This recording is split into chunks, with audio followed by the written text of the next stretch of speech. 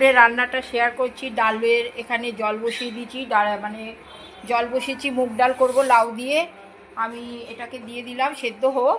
আর এখানে হচ্ছে লাউয়ের চোকলাটা আলু দিয়ে ভাজবো, এগুলো সমস্ত গুছিয়ে নিয়েছি। এখানে ফোড়নটা করে নিয়েছি, এখানে লাউ দিয়ে করব, লাউ চিংড়ি মানে সব কিছু গুছিয়ে নিয়েছি। আমি ডালটা হোক, আমি আবারও নেক্সট বার আসছি।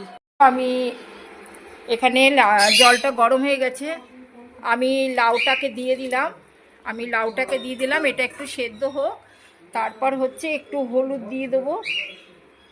আমি একটু হলুদ দিয়ে দিলাম, এটা সেদ্ধ হোক, আবার নেক্সট বার। আমি এখন ডালটা করে নিচ্ছি। ডালটা সেদ্ধ হয়ে গেছে, আমি সব কিছু দিয়ে এটা সেদ্ধ, একটু আদা দিলাম, আদা বাটা দিলাম। এবারে দেবো হচ্ছে একটু নুন আর চিনি, আর দেবো হচ্ছে এবারে এইটা দেব জিরে আর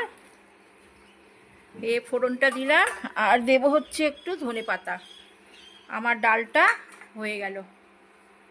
একটু কালো জিরে ফোড়ন দিয়েছি সর্ষের তেলে, আর এখানে হচ্ছে লাউয়ের এটা ভেজে নেব আলু দিয়ে। আর ডাল করেছি একটু, ব্যাস। এখানে নুন চিনি,